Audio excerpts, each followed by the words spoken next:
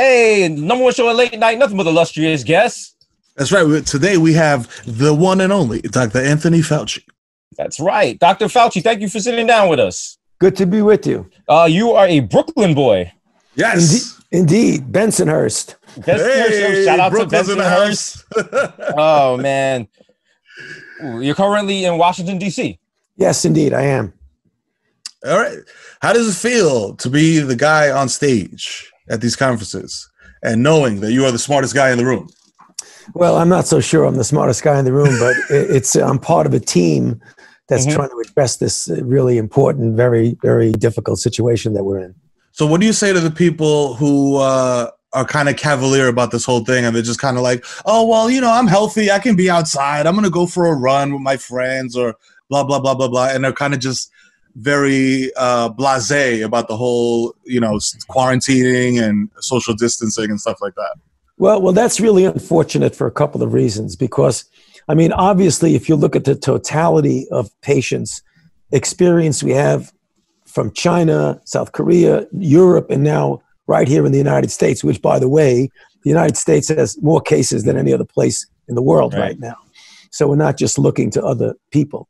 But even within that, it's clear that the people who do worse, who get very sick and often die, are generally the elderly and those with underlying conditions. However, that gives a false security among young people because they think that they're invulnerable. They're not. Not only are they not invulnerable to themselves, because we're starting to see more in the United States than we saw in China, that even young people who are otherwise well, with no underlying conditions, can get seriously ill. Obviously, they're a minority. The majority are the elders and those with underlying conditions. Now, there's two reasons why young people shouldn't be cavalier and shouldn't say, well, I'm young, I'm healthy, who cares? One, to protect yourself. But two, because you have literally a societal responsibility to protect the vulnerable. Because if you get infected, you may feel fine, you may only have minimal symptoms, but then when you go and interact with the elderly, with people with underlying conditions, you can transmit it to them. And although you're doing fine, you can wind up inadvertently and in many respects innocently infecting someone and maybe even causing their death. So the young people in the country have to assume now a real responsibility that goes beyond yourself. Got you. But all right. Now, there's a time this year when people get hay fever.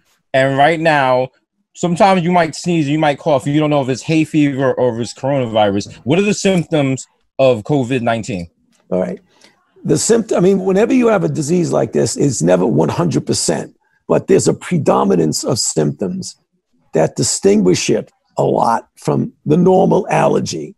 Namely, it's mostly a lung disease. It's not a sniffle, your eyes are running, you have itchy eyes like with an allergy.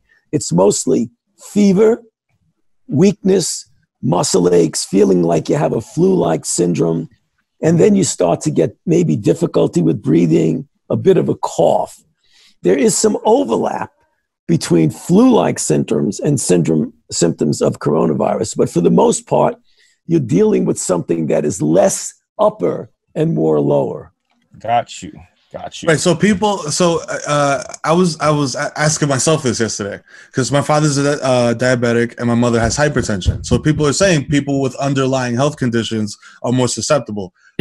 What makes a diabetic more susceptible to a respiratory infection? Yeah, because diabetics, well known, well documented, have a decreased ability to fight infections because of the metabolic defect that they have. It's a metabolic. It's the ability to utilize sugar and insulin and things like that. They have a diminished capability to fight any kind of infection, not just coronavirus. Bacterial infections, diabetics clearly have a greater predisposition to get bacterial and viral infections. So when you say diabetics, they do have this underlying condition that we're talking about. All right. There's a pandemic right now. What is your day-to-day life like? Like, how are you? You wake up. What? Like, you have to take an information. You have press conference. How hard are you working right now? Well, I'm getting less sleep than I've ever gotten in my life. I'm averaging about 4 hours of sleep a night. Wow. Which is bad because, you can't function optimally. It's kind of like drinking out of a fire hose because there's so much you need to do, so much information you need to consume, integrate it, and then make policy of it. I have a job at the NIH. I run a big institute that is responsible for making the vaccines and the drugs and things. So I would get up in the morning and do a bunch of press, usually early morning radio and some early morning TV to kind of educate the public and help them to understand. Then I go to the NIH, which is in Bethesda, Maryland, right outside of Washington. I do that for a couple of hours and meet with my team. And then I spend the rest of the day, which usually starts around midday, down at the White House with the task force, because I'm a member of the president's task force on coronavirus. So we spend time going over all the data, analyzing it, trying to make recommendations. At the end of the task force meeting, we meet every day with the president. We usually spend, anywhere from half an hour or so with him. And then he has a press conference. Some of us join the press conference with him, which you may have seen me on some of those press conferences. Yeah. And then we answer questions of the press. That usually goes into the early evening. Then I get back home and I have to start consuming the information, getting all the data from all over the world, all the states, all the governors. I'm constantly on the phone with senators and governors and people who need to understand a little bit more about it. So it's really like a 20-hour day that's, like I said, it's like drinking out of a fire hose. How are you keeping from burning out? Well, I don't know. I'm a pretty energetic guy. I've been through things like this before. Okay. You worked with 6 presidents before, right? Yeah, right. Exactly. Yeah. Yes. To that point, under 6 administrations, who has been the coolest president that you have worked with? Well, there's not a chance in the world I'm going to answer that one. Who's been the funniest guy? Who's been the funniest guy? Well, no, actually, the issue is they're all different. They all have their styles, but it's very, very clear that, in every crisis I've been with them, they all really are very serious about making sure that the American public gets protected. Everyone, Right. way back from the beginning. You said this is similar to other crises you've been in. What other crisis is this similar to? Well, there's similarities and there's differences. If you look at back in the early days of HIV, so I was involved with HIV literally from the very first week in the summer of 1981 when the first cases were reported from Los Angeles and 5 young gay men who developed this strange disease, which over time, in the beginning, it was restricted, even though it wasn't. We thought it was restricted to a population of young gay men. There was a lot of stigma associated with that. People didn't fully understand it, but it didn't really frighten the entire population, because if you look at the impact, the suffering, the illness and the death that's happened globally with HIV over 39 years, it's cumulatively one of the worst diseases in the history of mankind. I mean, 78 million people have been infected. There have been 37 million deaths. I mean, that's huge. But it took place over a long period of time. And the whole population was not anxious, at least in the beginning they were, but they felt it was somebody else's problem. And it was drawn out. That's a serious problem. This problem is truncated in a period of like a couple of months. And it's threatening to everybody. Everybody feels they're threatened. Every place in the world, whether you're young, old, sick, not sick, it doesn't matter what your lifestyle is, what your sexual preference is, it doesn't matter. Got you. Yeah, all right, it's time for the controversial question. Are you still a Yankee fan? I am. And people don't understand that I grew up in Brooklyn, and half of Brooklyn was a Yankee fan and the other half a Dodger fan. The rest of the world doesn't understand how you can live in Brooklyn and be a Yankee fan. But I was a Yankee fan. Yeah. What's your greatest Yankee memory? Oh, I was amazing. fan of Mickey Mantle when he first came up. Remember, he was like 18 years old when he first came up. And just the idea of, as a child, I used to play baseball, back then, to have a hero like that you could emulate and feel like you wanted to be. My greatest post-Yankee experience was meeting and having dinner with Yogi Berra. Oh, wow. Wow. Nice. The legend. Yeah, what a great man. What'd you guys talk about? Did he talk in like platitudes the whole time? Or no, he was a pretty serious guy. I mean, I used to, the thing we spoke about was how he would often hit pitches out of the box and how it would frustrate pitchers who would try to keep the ball away from him, and he would slam it because it was like off in the left-hand corner of the plate. Oh, He loved that. He just loved that. Shout out to Yankee legend Yogi Berra. Yogi Berra.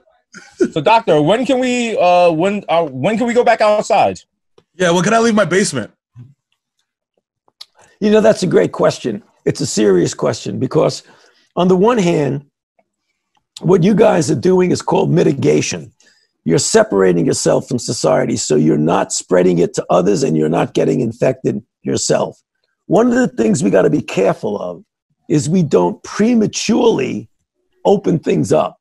Because if you prematurely open things up, you may get a rebound. So you got to balance the inconvenience, the economic impact, the fact that you're wearing yourself out, being in a very strange situation, against not wanting to inadvertently allow it to rebound. So it's a delicate balance. I can't give you a time. I would imagine it's at least going to be a few weeks and maybe longer, And when you talk about a rebound or like a second wave, because I've read about that a lot. Yeah, exactly. Because apparently there's people that are asymptomatic walking around like nothing's wrong, but they are carrying the virus. So is that what's going to cause the second wave or the rebound, as you call it? It'll be part of it. But what it'll be is that as long as you still have ongoing transmission that you can't track, in a perfect world, someone gets infected, you immediately identify them, you pull them out of circulation, you isolate them, you do contact tracing, and you isolate the people who are at risk. That's the perfect world. However, if you pull out and withdraw this observation, surveillance, identification, and you still have people in the community who are infected, they're going to start infecting each other, and then the curve is going to go bip, bip, bip, bip, bip, back up again. Back up. That's the problem. All right. How much, now I know you deal with professional documents, real research, real numbers, and science. Have you come across this hoax about this flu, the coronavirus is actually caused by 5G antennas? No, I haven't, thank goodness. Oh my God, it's all over. Thank goodness. It's all over social media, and a large part of the population believes it. But yeah, as you guys know better than anybody, social media can really be advantageous for the spread of important information, but it certainly could be damaging for the spread of a lot of garbage. That's the problem. Tell me about it. They were telling me every Amazon warehouse was infected, and I had to leave my package outside for 48 hours. Now somebody stole my laptop from my stoop. Really? Gee, too bad. Sorry. So the best thing we can do right now is stay indoors and keep washing our hands?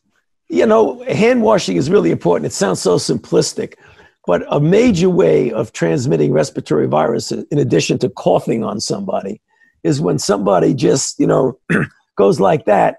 The virus can live for a while, for a few hours on that, and they either shake your hand or they touch a doorknob and then you touch the same doorknob and then you do it. People have an almost irresistible instinct to always touch their face. I mean, if you look at how many times you touch your face, and if you got the virus on your hand and you touch what's called mucosal surfaces like your eyes or your nose or your lips, that's a surefire way to spread the virus. So that's the reason why we say as often as you feasibly can to wash your hands. Got you. And wash it for 20 seconds. Right, 20 seconds. Surgical method. Yeah. Wrists, thumbs. Yeah, absolutely. Between the fingers. Get all of that. How are we doing on the vaccine? They were saying maybe in 18 months we might have one. We got into a vaccine trial quicker than we've ever done it literally in the history of any disease. That's the good news. But the sobering news is that even with that rocket speed, if you want to make sure it's safe and you want to make sure it induces the kind of protective response that you want without harming anybody, that whole process is going to take at least a year and probably a year and a half. So talking about second waves, a vaccine obviously is not going to help us in the next 2 or 3 months. But if it cycles and comes back next season, then towards the middle or end of the season, hopefully we may have something. Nice. So it's not sounding like Easter is going to be the day we come out of our houses. You know, I don't want to anticipate what the decision is going to be, but I got to tell you, if you look at what New York's doing and you look at what New Orleans is doing and you look at what some of the other big cities are having the threat of doing, you just got to, on a day-by-day basis, evaluate things and make your decision based on what the reality of the virus is, not at any predetermined, empiric date. You can't do that. You gotta be flexible, and you got to look at what the data are. Okay. So speaking of data and numbers and stuff like that, is there a country or a region that has handled this well, effectively, in your professional opinion? There are countries that started off bad and then wound up handling it really well.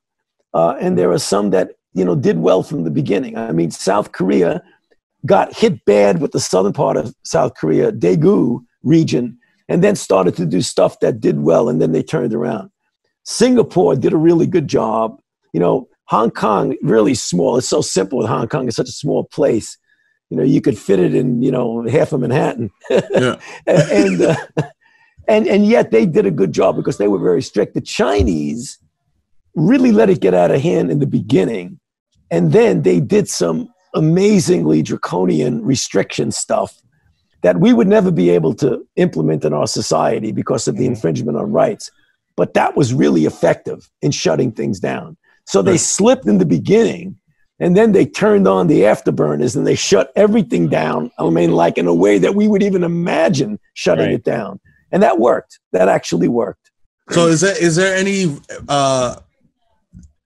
particular places that should worry more? You know what I mean? Because there's places that have obviously like a higher population density, like New York, Chicago, LA, places like that, versus like, a town in Montana.